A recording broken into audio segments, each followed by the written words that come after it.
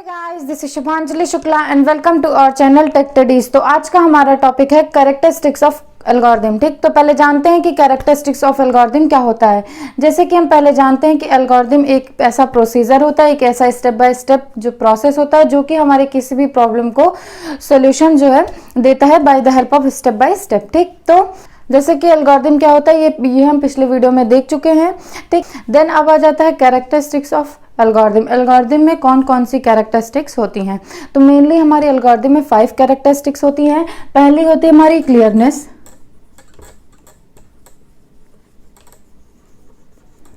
Second होती है हमारी फाइनाइटनेस, थर्ड होती है हमारी इनपुट, फोर्थ होती है हमारी आउटपुट एंड लास्ट होती है हमारी इफेक्टिवनेस।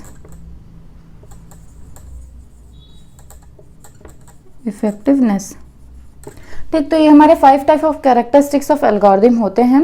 ठीक, पहला हमारा क्या है क्लियरनेस। क्लियरनेस में क्या होता है कि जो भी हम एल्गोरिथम लिखे वो बहुत ही ज़्यादा क्लियर हो, बहुत ही ज़्यादा स्पष्ट हो। इट मीन्स जो भी हमारा जो स्टेप वाइज हम लिखें वो बहुत ही ज़्यादा क्लियर हो, बहुत ही ज़्यादा उसमें बहुत ज़्यादा कहानी लिखने की ज़रूरत नहीं। एक पर्टिकुलर जो है वर्ड डाल दो कि हाँ बस इससे हमें क्या होने वाला है इस चीज़ की नॉलेज हो जाए बस। तो ये आ जाता है हमारा क्लियरनेस में कि जो भी हम लिखें वो बहुत ही क्लियर रहे और बहुत ही कम वर्ड में डिराइव रहे।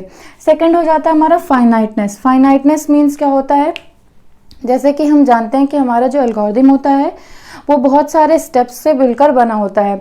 तो इसमें जो हमारे स्टेप होते हैं वो उनकी फाइनाइट की एक लिमिट है, मतलब एक स्टेप को हम बहुत बार यूज़ नहीं कर सकते, उसकी एक लिमिट है।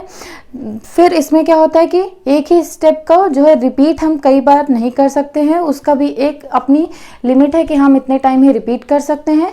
और लास्ट इसमें ये होता है कि हम एक ही ऑपरेशन को कई बार नहीं कर सकते हैं, उसकी भी अपनी एक फाइनाइटनेस लिमिट है कि हम इतने टाइम ही इस ऑपरेशन को इस प्रोग्राम में रिपीट कर सकते हैं। क्यों? क्योंकि हर एक स्टेप का कुछ ना कुछ मीनिंग है, कोई भी एक ऐसा स्टेप नहीं लिखा जाएगा जो अननेसेसरी या फिर अनयूजफुल हो। तो ये हो जाता है हमारा फाइनाइटनेस का यूज।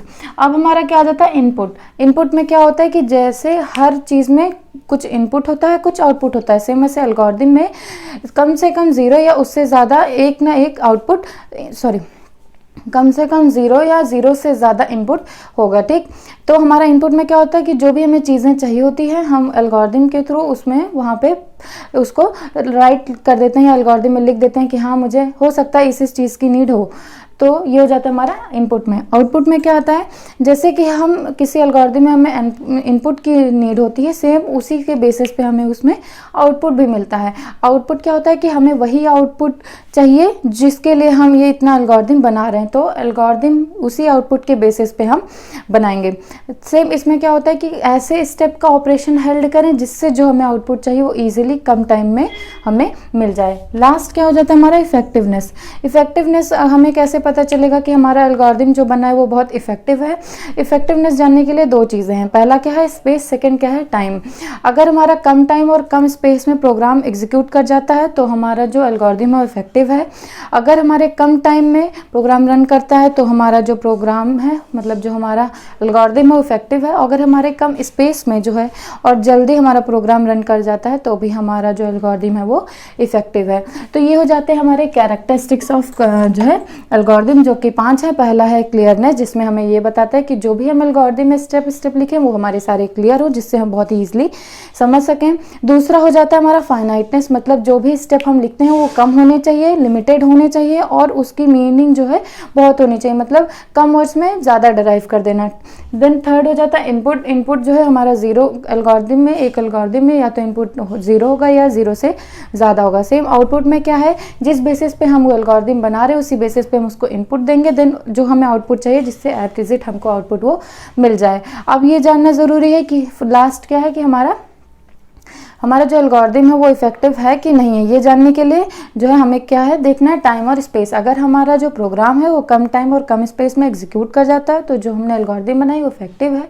कम स्पेस में जल्दी रन कर जाता है तो भी हमारा प्रोग्राम इफेक्टिव है, और कम टाइम में भी अगर वो जल्दी से जल्दी कंपाइल करके रन कर जाता है तो हमारा प्रोग्राम इफेक्टिव है। तो ये हो जाते हैं हमारे कैरेक्टरिस्टिक्स ऑफ एल्गोरिदम। देन जानते हैं कॉम्प्लेक्सिटी ऑफ एल्गोरिदम क्या होती है। तो कॉम्प्लेक्सिटी ऑफ एल्गोरिदम जो होती है हमारी मेनली इसको 2 फैक्टर में क्लासीफाई किया गया है।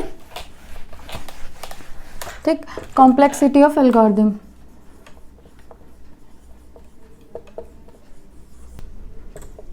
Of algorithm.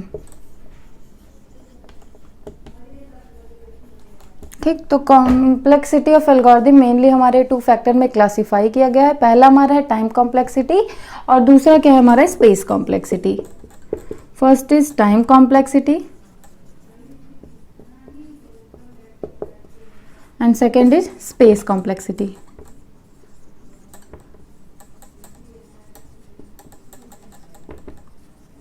ठीक, तो हमारा फर्स्ट क्या है टाइम कॉम्प्लेक्सिटी। टाइम कॉम्प्लेक्सिटी ये होता है कि हमारा जो प्रोग्राम होता है वो कितने टाइम में रन कर रहा है, ये जो बताता है वो हो जाता है हमारा time complexity. It means time complexity क्या बताएगा कि हमारे प्रोग्राम को रन करने में कितना टाइम लग रहा है।